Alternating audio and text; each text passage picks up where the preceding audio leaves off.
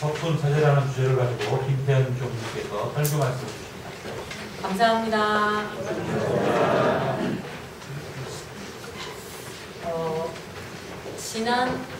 지난달 마지막 주에 총부에서 아주 큰 잔치가 있었습니다. 그 잔치는 뭐였냐면 원불교 대학생연합회 40주년 기념 대회가 있었습니다. 그래서 오늘 성가를 그 청년이 되어보자는 의미에서 이 청년회가를 선택했는데 어떻게 괜찮으셨어요? 자, 그냥 분위기가 다 더 젊어지시는 것 같습니다. 자, 오늘도 법신불 사은님의 한없는 은혜와 위력이 여러분에게 함께 하시기를 축원드립니다. 오늘은 대산동사님의 법문 여러 편 가운데 법훈사제라는 그 주제를 가지고 오늘 말씀드리겠습니다. 법훈사제는 이게 무슨 다른 말인가 싶은데 다른 말이 아니라 법의 가르침을 일러주신 4가지 주제라는 말입니다. 네, 그래서 말씀드리겠습니다. 이걸 그 원불교 대학생연합회도 벌써 생긴 지가 40년이 됐대요. 40년. 우리가 사실은 어떤 물건이 하나가 생기면 쭉쭉 기간이 길어가고 나이가 들어감에 따라서 1살, 2살이 어느새 10살, 20살 이렇게 돼가는 것 같습니다. 그런 것처럼 어떤 한 부부가 있었는데 그 부부가 결혼을 하고서 결혼 30주년을 맞게 됐대요. 근데 그 부부는 동갑이었는가 봐요. 동갑이어가지고 30주년 되던 해가 60살, 60살이 되었고 60살 그 동갑 부부가 있었다고 합니다. 근데 그 부부는 결혼해서부터 두 분이 아주 그냥 그 사이좋게 잘 사시고 부부간에 금슬도 좋으시고 자녀도 잘 가르치고 해가지고 이 그 30년 동안 살았던 이 부부에게 그 잘 살았다는 의미로 그날 천사가 그 부부에게 나타났다고 합니다. 근데 천사가 나타나서 하는 말이 당신들 둘이 30년 동안 그동안 아주 잘 산 것이 내가 아주 흐뭇하고 기분이 좋아서 내가 당신들 소원을 한 가지씩 들어주겠소 하고 얘기를 했답니다. 그랬더니 아내가 먼저 말하기를 저는 30년 동안 사느니라고 좀 힘들었습니다. 우리 남편이 그냥 돈을 많이 벌어오는 것도 아니고 했는데 그냥 우리 둘이 그냥 열심히 이렇게 가난하게 살다가 이렇게 지금까지 이제 지금은 조금 살만해졌는데 살다 보니까 그동안에 여행을 한 번도 못 했는데 저는 세계 일주를 한번 하는 것이 꿈입니다 하고 얘기를 했더래요. 그러니까 그 천사가 바로 그 자리에서 세계 일주 항공권 하고 여행비를 선물로 짠 하고 이렇게 주더랍니다. 그래서 그 소원을 말하는 걸 보고 남편도 나는 뭘 말을 할까 하고 생각을 하다가 그 이제 남편도 한번 원하는 게 뭐냐고 물어봤더니 그 남편이 살살 아내 눈치를 살피더라네요. 살피면서 멋쩍게 말하기를 저는 저보다 30살 젊은 여자랑 사는 것이 제 꿈입니다 하고 말을 하더래요. 그러니까 그 천사가 하는 말이 내가 사실은 두 분 살아오는 것을 봤는데 참 열심히 살아서 내가 소원을 들어드리려고 이 자리에 왔는데 참 소원을 안 들어드릴 수도 없고 하면서 쩝쩝쩝 하더라는 거예요. 천사가. 그러면서 소원을 그렇게 원한다면 내가 안 들어드릴 수도 없고 그냥 들어드리긴 해야 하는데 참 이상한 소원을 비신다고 하고 천사가 말을 하더랍니다. 그러면서 남편을 향해서 천사가 날개를 쫙 폈더니 어떤 일이 벌어졌냐면 예쁜 새내기 나타난 것이 아니라 남편이 폭삭 들고가지고 90살 노인을 내버렸다고. 그래서 결국 소원을 이루긴 이뤘대요.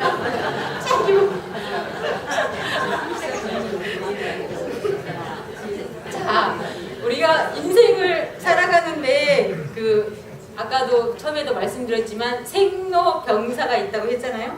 자, 대산동사님이 첫 번째로 말씀하신 우리가 그 법 공부의 첫 번째 주제는 이 인생 사기입니다.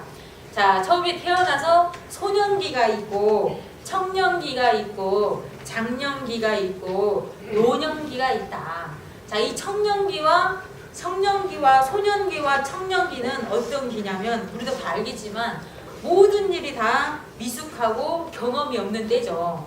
우리 그 수신별 본문에 있잖아요. 사람이 다 갓 태어난 애기도 우리하고 똑같이 손가락, 발가락이 다 있고 눈, 코, 입이 다 있잖아요. 하지만 아직 삶의 경험이 없기 때문에 어떻게 해야 될지, 어떻게 써야 될지를 잘 모르는 기가 바로 이 소년기하고 청년기이다. 그래서 이때는 대산종사님께서는 뭐라고 얘기하시냐면 우리가 학문과 지식을 구하여서 널리 배우고 널리 알아서 일생을 살아나갈 준비, 일생을 살아나갈 근원을 마련을 해야 될 때가 바로 이 소년기하고 장년기다는 얘기를 해주시고요. 그 다음에 청년기라고 말씀하셨고 장년기에 되면 여러분도 아시겠지만 그때는 기질이 점점 침착해지고 활동이 왕성해지는 때다. 이때는 가정과 국가, 사회, 세계를 위해서 그리고 일체 중생을 위해서 헌신해야 될 때가 바로 이 장년기다는 얘기를 하셨고요.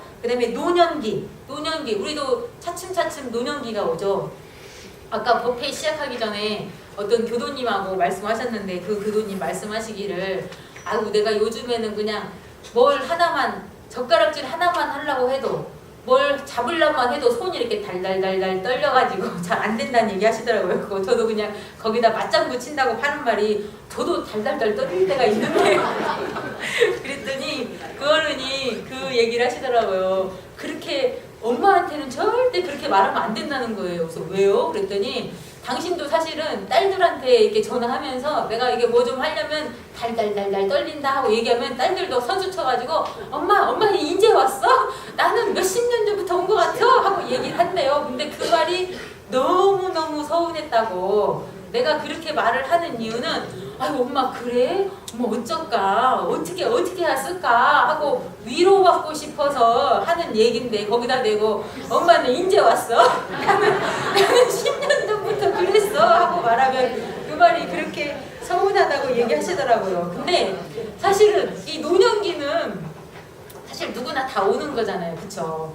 누구나 다 우리 그냥 갓 태어난 애들도 이제 태어났는가 싶으면 그 아이들도 사실 노년기가 와요. 근데 노년기의 특징이 뭐예요? 심신이 쇠약해지고 또 자력이 없어지는 때래요. 근데 이러다 보니까 자칫 잘못하면 조금만 누가 뭐래도 서운하죠. 조금만 내가 누가 이렇게 해도 안 알아주는 것 같아서 서운하고 속상하고 그러시더라고요. 사실 그런 경우가 많이 있는데 대산종사님은 이때 뭘 하라고 얘기를 하셨냐면 이때 염불과 자선을 해라. 염불과 자선을 해가지고 모든 생각을 다 놓아버리고 오직 청정한 일념을 챙겨라 하고 얘기를 하셨더라고요. 그리고 뭐를 하냐면 생사대사를 궁구해라. 그리고 법문을 즐겨 듣고 그다음에 후생 내가 다음 생을 잘 내가 올 수 있도록 그렇게 이끌다가 내가 이 세상을 마칠 즈음에는 어떻게 하라고 하셨냐면 초조해하거나 조급해하게 생각하지 말고 다만 한가롭게 헝거롭게 떠나야 될 것이다. 그럴 준비를 언제 하라고요? 노년기에 하라고요. 그래서 노년기에 누가 말 한마디 잘못하면 그 말에 콕 토라져가지고 서운해하고 우울해하고 슬퍼하지 말고 나는 나대로 공부를 해라 하는 그 말씀을 하셨어요. 그래서 그 말씀을 해야 될 거라고 우리도 한번 지켜보면 어떨까 생각이 듭니다. 제가 알고 있는 교도님 중에 한 분이 자기는 별로 이렇게 내가 교당을 다닐 필요가 있을까? 내가 종교를 가질 필요가 있을까? 하고 생각을 좀 하고 있었던 찰나에 장남인데 어머님이 돌아가신 그 열반을 임종을 본인이 지키게 됐대요. 근데 그 어머니는 사실은 이렇게 뭐 특별한 종교나 믿음이 없으셨던 어머니인데 이제 막 돌아가실 때 되니까 진짜 숨 넘어가실 때 옆에서 지켜보고 계셨는데 어머니가 이게 보통의 경우는 이렇게 편안히 가시는 경우도 있는데 그 어머니는 나 좀 살려줘, 나 좀 살려줘 계속 그러시더라는 거예요. 아들한테 아들아 나 좀 살려줘, 나 더 살고 싶어, 나 좀 살려줘 하고 그렇게 애원을 하시더래요. 근데 좀 짠하잖아요. 짠하고 자기가 어디서 거기서 뭘 어떻게 해드릴 게 없고 그냥 들은 얘기로 그냥 법문을 조금 들려드리고 이렇게 하면 된다고 하길래 그냥 우리 독경 테이프 있잖아요. 이론상 성문도 나오고 하는 그냥 독경 테이프를 틀려줬더니 어머니가 막 더 짜증을 내면서 막 시끄럽다고 막 이런 거 틀지 말라고 하면서 막 하면서 그냥 오직 나 좀 살려줘 나 좀 살려줘 하고서 사실은 그렇게 하고서 가셨대요. 근데 그렇게 하고 가셨는데 당신 생각에 이게 이렇게 가는 것이 맞은가? 이렇게 가는 것이 맞은가? 왜 우리 어머니가 이렇게 가셨지? 하고 생각을 해보니까 우리 어머니는 이 가는 길을 몰라서 그러신 것 같다. 꼭 얘기를 하시더라고요. 그래서 우리가 늘 공부할 적에 우리가 오면 가고 가면 오고 하는 이치를 사실 우리는 알고 있어서 나도 갈 준비를 잘 해야지 나도 있을 때 잘 살아봐야지 이런 마음을 먹는데 우리 어머니는 그렇게 공부를 한 번도 해본 적도 없고 해볼 생각도 안 하고 하니까 그렇게 가셨구나. 그래서 그분은 그 얘기를 하시더라고요. 그래서 나도 뭐 이렇게 종교에 대해서 별 신심이 없었는데 어머니 가시는 걸 보고 저렇게 가서는 안 되겠구나. 우리가 믿음을 가져야겠구나. 신앙을 가져야겠구나. 그래야 우리가 갈 때 아들아 나 좀 살려줘. 나 가기 싫어. 나 좀 살려줘. 이렇게는 가지 않겠다 하는 그런 감상이 들었다고 합니다.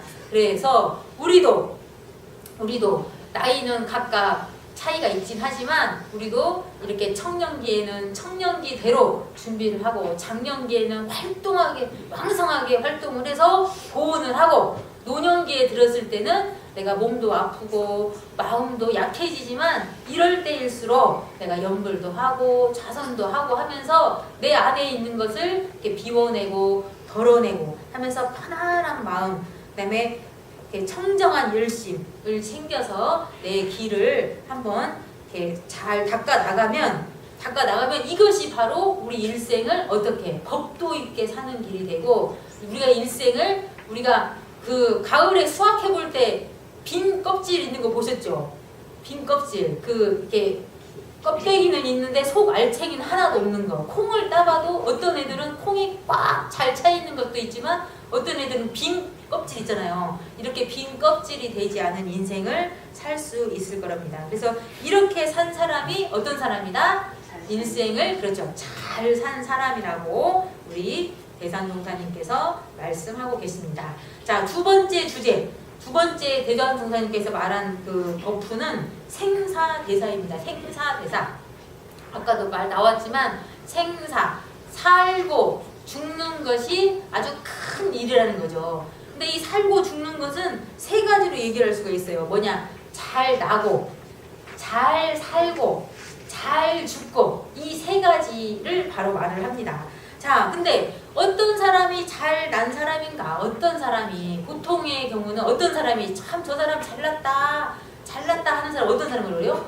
키도 크고, 네? 그죠? 얼굴도 그냥 잘생기고 기골이 창대한 사람을 보통 잘 난 사람이다. 그리고 막 부유한 집안에서 태어난 사람을 잘 난 사람이라 하는데 이것은 사실은 외면, 겉모습만 잘난 사람이지 내면까지는 잘났다고 볼 수가 없다. 대산종사님은 뭐라고 계시냐? 참으로 잘난 사람은 악의 인연, 나쁜 인연으로 온 사람이 아니라 선연, 좋은 인연을 만나서 온 사람이라는 거예요. 그쵸?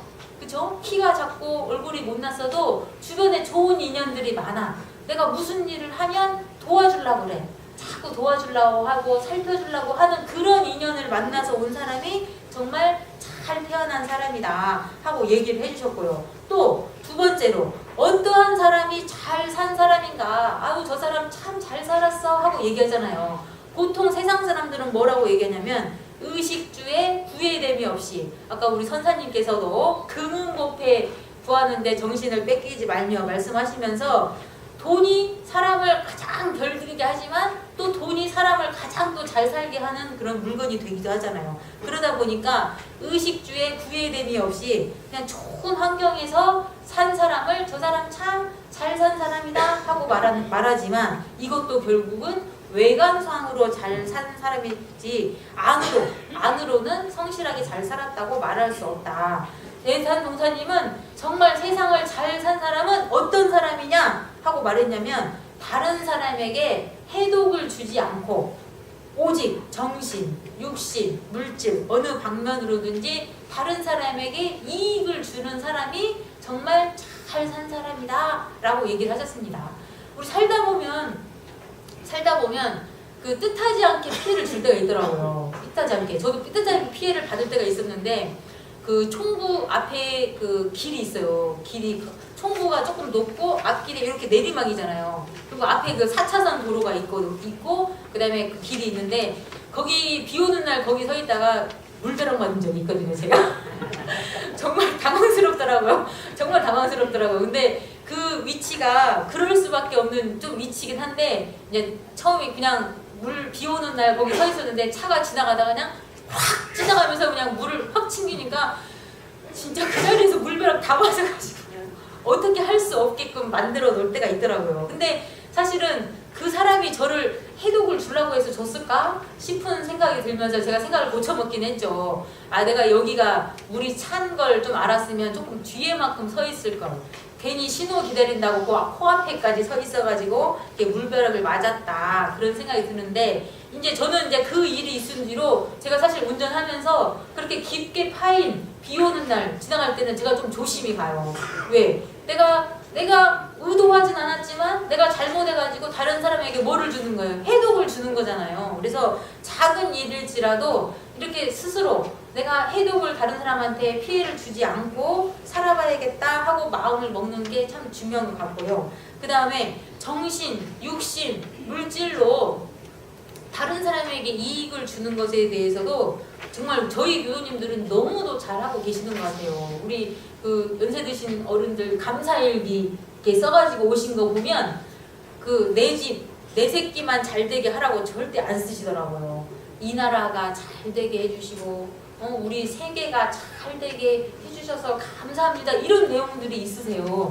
근데 이런 기도의 내용들이 이런 염원들이 그냥 내 마음으로 비는 거지만 이 세계에 좋은 이익을 좋은 기운을 퍼뜨리는 아주 또 좋은 것이 됩니다. 그래서 또 내가 또 경제적으로 여유가 돼서 불이웃돕기 상금도 할 수 있고 우리 지난번에 뭐 항주 교무님 오셔가지고 이렇게 개척교화 합니다 하고 했을 때 또 기꺼이 이렇게 기도금 내주시고 동참하시는 것도 크게 또 이익을 주시는 것이 되고요. 내가 가지고 있는 물건 2개 있으면 하나 이렇게 나눠 쓰는 것도 또 이렇게 우리가 크게 이익을 주면서 우리도 인생을 어떻게 잘 산 사람이 될 수 있겠죠. 자, 이렇게 됩니다. 그 다음에 3번째로 말씀하신 것, 어떠한 사람을 일러서 잘 죽은 사람이라고 하는가. 보통 잘 죽은 사람 어떤 사람이라고 그래요? 보통은 오랫동안 장수하고 또 뭐라고 그래요? 9988, 234 들어보셨죠?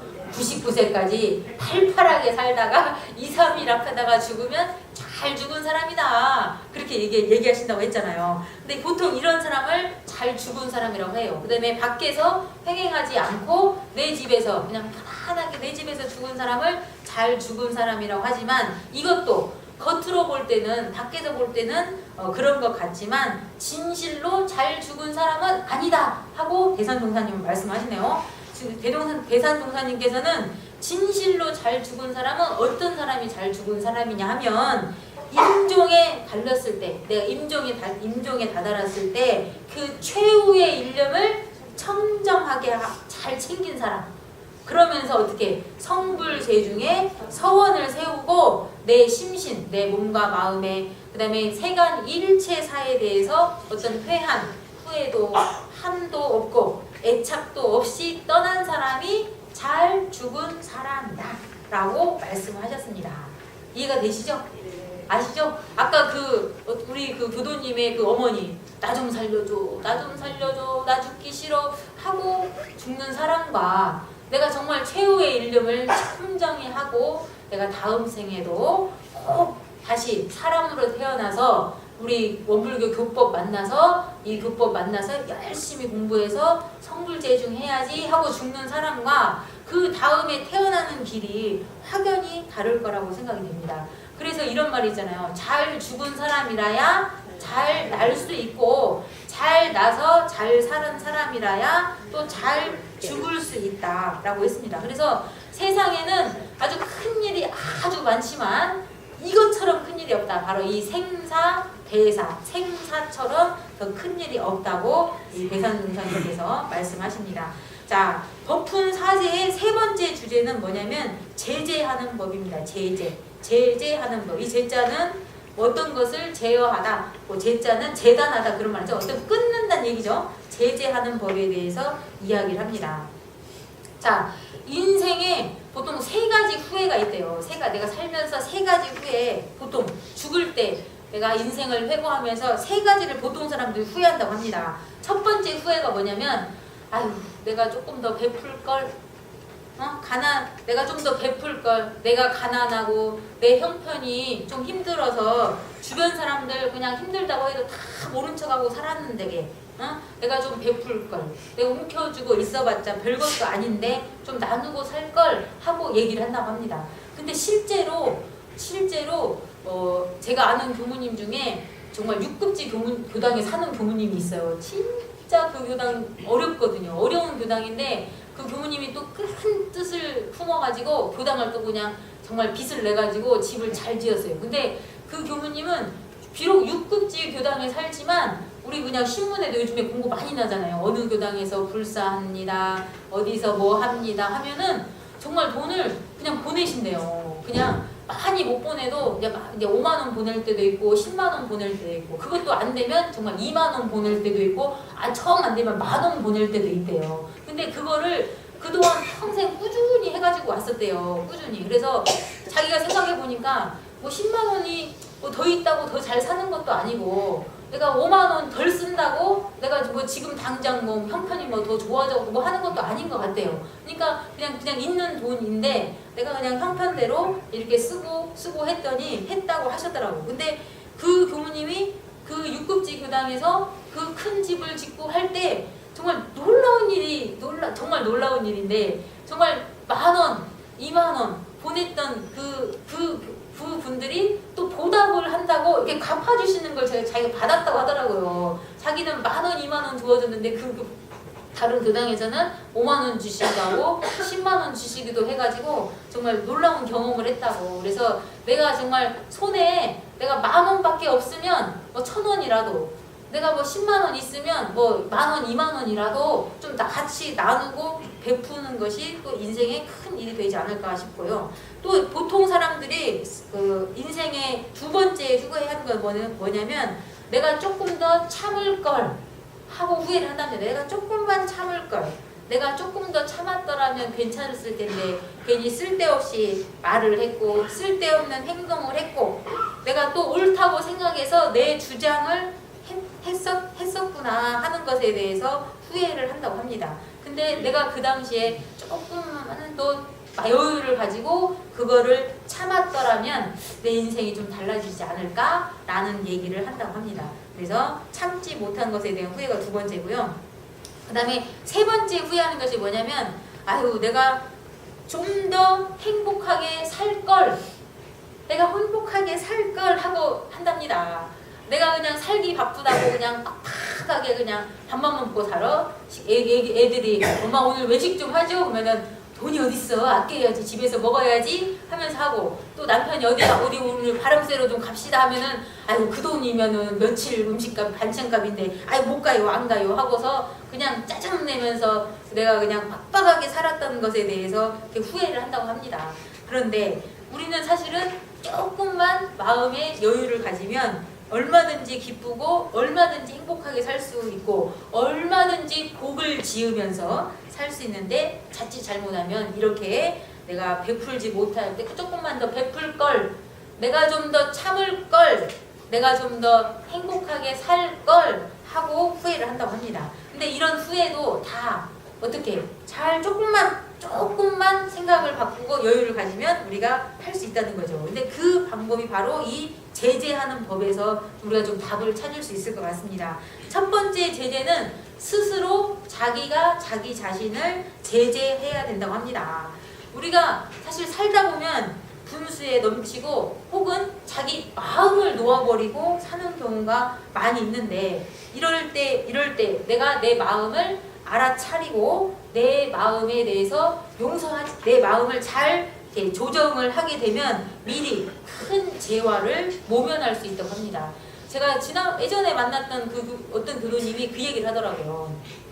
당신은 자기가 제일 잘나고 똑똑하고 해서 그렇게 생각을 하고 살았었는데 어느 날 우리 헌배 하잖아요. 108배 하잖아요. 108배 절을 하는 것에 대해서 자기는 남에게 절을 하는 것은 있을 수 없다고 생각을 했대요. 다른 사람이 나한테 절을 해야지 내가 왜 다른 사람한테 절을 이렇게 빡빡하는 양반인데 이 108배가 좋다더라 하고 한번 이렇게 TV에 한번 반영이 된 적이 있었어요. 그 KBS에서 생로병사의 비밀인가에 절을 많이 하게 되면 이게 몸의 그 기운이 다 달라져가지고 한 말이 들었는데 그거를 보고서 내가 절을 한번 해볼까 하고 이렇게 마음을 냈대요. 마음을 내고서 사실은 그때부터 지금까지 한 10년 넘게 지금까지 절을 한 번도 안 빼놓고 절을 한다네요. 근데 이제 절을 하면서 자기가 자기한테 절을 하기 싫은 날도 있대요. 근데 이분은 사실 저도 그 108배를 해볼까 하고서 해다가 저는 그만뒀거든요. 그만뒀는데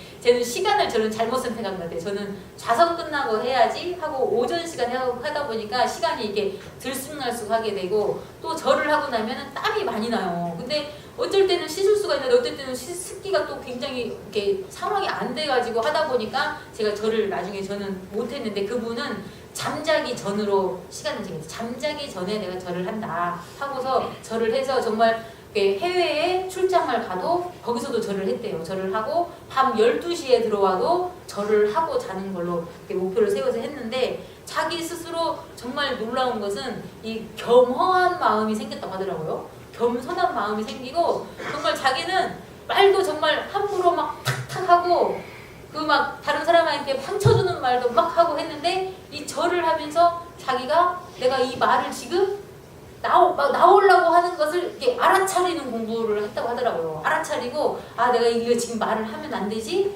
하고서 말을 딱 이렇게 잡게 됐고 그다음에 직원들에게도 그냥 함부로 너 이거 해 이렇게 했던 것도 그 말도 이렇게 잡아지게 됐다고 하더라고요. 그래서 스스로 자기가 자기를 이렇게 조절할 수 있는 조정할 수 있는 힘이 생겨서 자기의 삶이 조금 더 이렇게 행복하게 됐다는 얘기를 해주시더라고요. 그래서 결국은 아마 이분도 만약에 절하는 공부를 하지 않고 막 했더라면 최근 땡땡 항공에서 일어났던 물컵 사건, 땡땡 뭐 이런 것도 아마 그 회사에서도 일어나지 않았을까 하는 생각이 제가 그냥 한번 뒤로 해봤는데 이렇게 해서 미리 자기가 자기 자신을 제재하는 공부를 해서 큰 재화를 이렇게 묘면하게 됐다는 얘기를 합니다.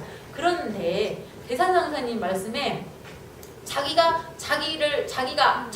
자기에게 일어난 일을 스스로 알고 제재를 하면 좋은데 자기가 자기를 제재하지 못하면 두 번째는 누가 제재한다고 했어요? 다른 사람이 나를 제재한다고 그랬죠. 다른 사람이 누가 잘못된 행동을 한다고 정말 신고를 하기도 하고 고소를 하기도 해요. 혹은 부모님이나 아니면 친한 친구나 야 너 왜 그렇게 하니 하고서 충고를 주잖아요. 근데 그 충고를 줄 때도 현명하게 내가 충고를 받아들이고 내가 이런 면이 있지 하고 고치면 어떻게 돼요? 그런 또 재화를 모면할 수 있지만 고치지 못하게 되면 또 아주 큰 재화가 일어날 수가 있게 된다는 거죠. 그래서 이제 이 다른 사람이 제재만 할 때도 제재가 되면 좋은데 다른 사람 제재도 받지를 않아. 그럼 나중에는 누가 제재를 한다고요? 진리가 나서서 제재를 한다고 했죠. 진리가 나서서 은연중에 알지 못하는 화가 나한테 생기고 인간의 힘으로는 어떻게 할 수 없는 무서운 가책이 바로 우리에게 주어진다고 합니다. 근데 이 진리가 이렇게 가책을 줬을 때도 스스로 제재를 하면 좋은데 그때까지도 내가 제재를 하지 못하면 이때는 단생의 재화가 아니라 영겁의 큰 재화가 올 수 있다. 그래서 우리는 우리의 행동을 잘 이렇게 제재하는 공부를 잘 하는 것도 우리가 생사대사, 영생을 사는데 큰 도움이 될 것이라는 얘기를 하십니다. 자, 대산종사님께서 말씀하신 법훈 사제 중에 네 번째는 뭐였냐면 욕심을 조절하는 공부입니다. 욕심. 이것도 다 욕심이죠. 욕심에서 오는 거죠. 자, 욕심을 대산종사님은 네 단계로 얘기를 했어요. 잠욕기, 잠욕기는 뭐죠? 욕심이 숨어있는 상태죠. 숨어있는 상태고, 발욕기는 욕심이 나는 상태, 성욕기는 욕심이 치성한 상태, 노욕기는 욕심이 이제 차츰차츰 이제 사라지는 상태인데요. 이 잠욕기는 보통 어느 기간부터 잡냐면 영식이 아이가 어머니 태중에 있을 때부터 영식이 어린다고 했잖아요. 이 잠욕기는 그때부터를 잡기도 하는데 조금 더 가가지고 사람이 숨결을 거둔 다음에 중음에 있다고 했잖아요. 중음에 49일 동안 머물러 있다가 이렇게 몸을 받아서 온다고 했는데 이 숨을 멈춘 그 순간부터 이 몸을 받아서 태중에 들어가는 그 10개월간의 그 기간을 잠욕기라고 합니다. 그래서 어떤 생각이나 예착이 그대로 떠나지 않고 머물러 있는 그런 상태. 그래서 무영한 가운데 욕심을 받게 된다고 합니다. 그렇기 때문에 우리가 임종, 목숨을 마칠 때 일심을 청정하게 해야 되고, 그 다음에 이 전도몽상이 되지 않도록 깨끗하게 맑히고 지극한 서원을 세우면 이 잠욕기에 대한 것을 잘 해결할 수 있다고 하고요. 그 다음에 두 번째, 이 발욕기는 태어나서부터 30세, 한 25세나 30세까지를 발욕기라고 하는데, 이때는 욕심이 아주 많이 나기 때문에 욕심 나는 대로 자칫 잘못하면 자행자지를 할 수 있다고 합니다. 그래서 이때는 욕심을 제어하는 법을 잘 알아서 자기 욕심을 조절하는 방법을 가르쳐줘야 된다 하더라고요. 집에서도 마찬가지죠. 집에서 아이들 키울 때 경험해보지 않으셨어요? 저희 그 조카가 아이스크림을 진짜 좋아해요. 진짜. 좋아해가지고 그냥 먹게 냅두면 뭐 10개가 아니라 20개까지도 먹더라고요. 근데 먹고 나서는 어떻게 돼요? 꼭 배가 아파요. 꼭 배가 아파서 조절을 하더라고요. 근데 그거를 처음에는 이렇게 먹게 놔두더니 나중에는 조절을 시키더만요. 나중에는 그냥 10개까지 먹고 싶으니까 먹게 하는데, 나중에는 하나씩 줄이게 해서 지금은 뭐 2개, 3개 줄이고, 그다음에 시간을 이렇게 텀을 줘가지고 하는 걸 하더라고요. 근데 이런 욕심을 이렇게 조절할 수 있는 능력이 어린 아이일수록 필요한 것 같고, 청소년일수록 필요한 것 같고, 또 더불어서 우리도 한번 우리의 마음을 살펴봐서 내가 욕심내는 것이 뭐가 있는가를 살펴서 이 조절하는 공부를 같이 해야 되지 않을까 싶습니다. 그리고 그 다음에 30세에서 50세까지는 욕심이 불같이 일어나는 성욕기라고 합니다. 이때는 어떤 공부를 해야 되냐면 욕심을 끊는 공부를 해야 된다고 합니다. 욕심을 끊는 공부. 그래서 치성하게 일어나는 욕심을 잘 제거를 해야 일생을 살아가는데 위태함이 없을 것이라는 말씀을 해주시고 계십니다. 그리고 50이 넘으면 욕심이 이 노욕기라는 것은, 제가 말 잘못했네요. 요 노욕기라는 것은 욕심이 사그라지는 게 아니라 욕심이 편백되게 나타나는 거예요. 어디 한쪽으로 치우쳐 나타나는 것이 노욕기라고 합니다. 그래서 이 노욕기에는 어떤 공부를 해야 되냐? 욕심을 물같이 가라앉히는 담박한 생활을 주로 해서 욕심을 담담하게 만드는 공부를 해야 된다고 합니다. 그래서 이 욕심을 담담하게 만들어서 각자의 기질과 본성에 맞게 제어하기도 하고, 때로는 금욕을 하기도 하고, 때로는 중도를 잘 잡아서 이 욕심을 자유자재로 이무대로 사용할 줄 알게 되면 어떻게 되냐? 내가 일생 동안에 재색을 구할 수도 있고, 명예를 구할 수도 있고, 또 앞으로 돌아오는 복을 한량없이 잘 쓸 수 있다고 합니다. 그래서 우리가 앞으로 이러한 욕심을 잘 조절을 하는 공부를 통해서 우리의 정기를 함축을 하고, 또 크게 쓸 수 있는 그런 힘을 길러서 오히려 어떤 걸 하냐면 대욕, 금욕을 하기로 하지만 큰 욕심을 발현을 해라. 그 말 나오시잖아요. 작은 것에 욕심을 구하지 말고 큰 욕심을 내라 하는 말처럼 대욕을 가질 수 있다는 말씀을 하셨습니다. 그래서 큰 서원을 세워라. 기왕에 세우는 소원 조그만 자잘부잘하게 세우지 말고 나는 정말 크게 베풀어서 성불재중에 큰 서원을 세우는 그런 큰 사람이 되어야겠다 하는 욕심을 세우라고 합니다.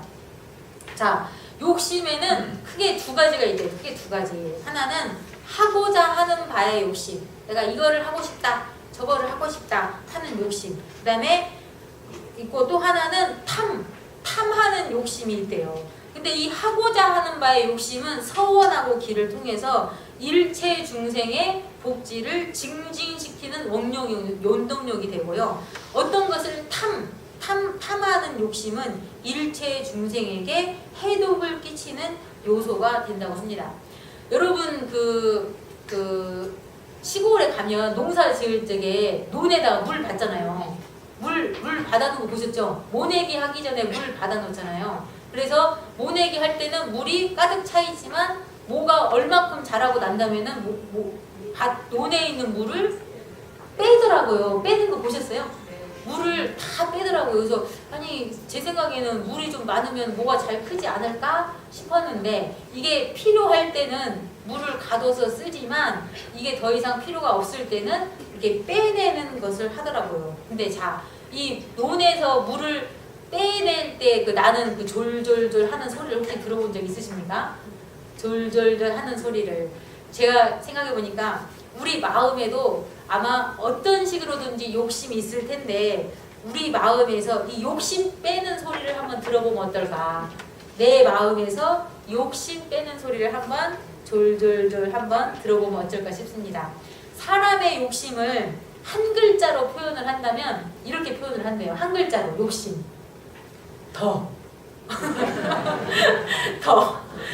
많이 더라고 합니다. 근데 이거를 거꾸로 저는 거꾸로 해서 한번 활용을 해보면 어떨까 싶습니다. 그래서 내가 한술 더, 그 다음에 그 10,000원 더가 내가 집 한 채 더가 아니라 거꾸로 내가 이 더자를 어디다 쓰냐? 내가 더 공부하고 더 배려하고 더 베풀고 더 참고 그 다음에 더 잘 살고 더 잘 죽는 공부하고로 바꾸어서 사용하면 우리가 과연 어떤 사람이 될까? 이 대산종사님께서 말씀해 주신 이 법훈 사제에 나온 것처럼 인생의 내 기간을 살 때 우리가 생사대사를 더 연마하고 더 공부하고 더 제재해서 하다 보면 우리의 생활이 더 자유롭고 더 행복하지 않을까 생각이 듭니다.